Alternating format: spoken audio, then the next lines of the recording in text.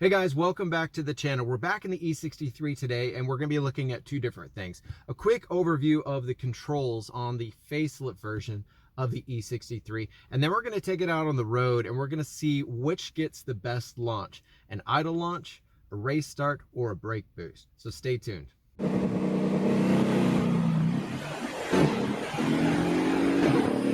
So we'll start up here with the transmission mode. C is actually, Mercedes calls that controlled efficiency.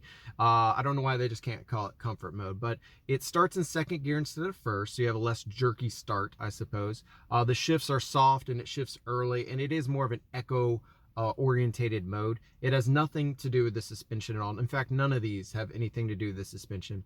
S obviously is your sport mode. It holds the gears longer, a little bit firmer shifts.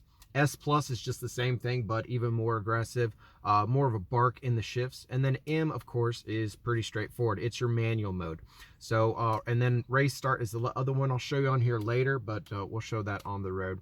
So one little tidbit of information, in any of these first three modes, if you pull the paddles, the car will shift to another gear. So let's say you're in fourth and you downshift to third. Well, if you floor it, it will automatically shift into fourth again. You don't need to go and put it back into the mode or click it left and right. It'll actually go back to automatic mode. Even after, let's say you're driving in seventh gear and you downshift to fourth, after about 10 seconds, it'll go back to automatic mode anyway and shift back into seventh. So it's kind of a temporary paddle, which I actually really like. So the next thing here I'll talk about is the suspension modes. There are three different ones. With no lights illuminated, that is your comfort mode. The suspension is in its softest setting. With one light, you get sport, and two lights, you get sport plus. And it's just progressively stiffer settings. Now, this also does affect the ride height. The best way to describe this is your car in every mode, including turning the car off, I'll call that a fourth mode, turning the car off, sport and sport plus, the rear of the car is going to be at a lowered setting. When you put it into comfort mode only, the rear of the car will actually lift up an inch. Now, it'll stay in that position until you turn the car off and lock it, and then it'll lower back down. So if you want to always have it lowered, just park in sport. Next button is the traction control button. It's on by default. If you tap it once, you go into sport mode. If you hold it down, it will take the traction control off. Now, in a untuned and unmodified facelift version with the all-wheel drive, you're really not going to notice much of a difference because it really doesn't spin the tires a whole lot anyway. Maybe if your car's tuned or there's low traction settings, you might notice it more. So next thing I'll talk about is the AMG button. All that really is a shortcut to get to your favorite settings, and you can program whatever settings you like. So if I push it right now, it goes to Sport Plus and Manual mode. Now let's say you want to change that just to Sport and Suspension 1. Now when you hold this down, the car will beep for you. Now your new mode here is, and it's as easy as that. So anyway, I hope that kind of gave you a quick overview of the controls. Let's get this out on the road and play around with some launches. All right guys, so let's do the test. So we're going to do it in comfort suspension and sport plus on the transmission. So this one is just going to be a idle launch. We're going to see what our 0 to 60 time is. So here we go. First test.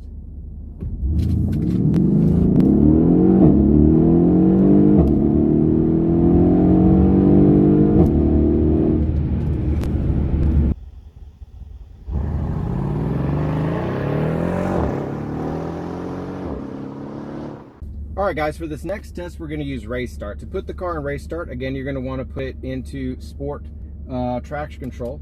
Turn this over to race start. If it doesn't pop up, you're probably not pushing the brake pedal hard enough. It gives us a message, confirm with paddle up.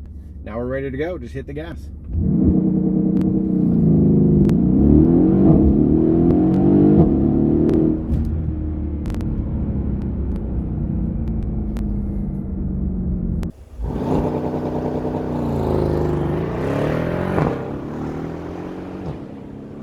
So now for this last one, we're going to do what's called brake boosting, which is basically just holding the brake and hitting the gas till you hit a certain RPM and then releasing. You don't want to go too high because if you go over 2,500 RPM, it'll like cancel the launch. So here we go.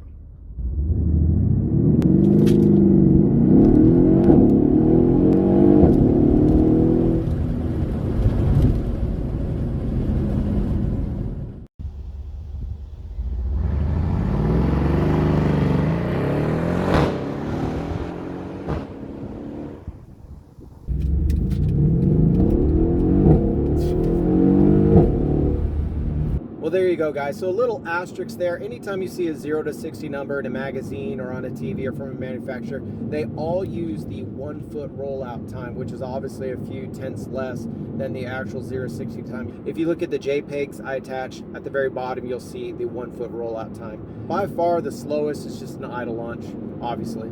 But it does look like brake boosting on the E63 will get you a faster 0 to 60 or in a faster 60 foot time compared to a RaceStart, which is kind of odd because on a RaceStart it almost launches at 4,000 RPM, but I really think it's just babying the power.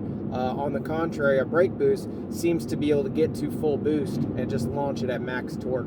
So don't know why exactly. Maybe some of you guys have other opinions on that. Another thing about brake boost is it seems to be able to launch more consistently. So the problem I have with RaceStart in these is if you try to race somebody, like you're say at the track, and you try to use RaceStart, when you let off that brake, there's like a 1 second or 2 second delay before the car actually goes.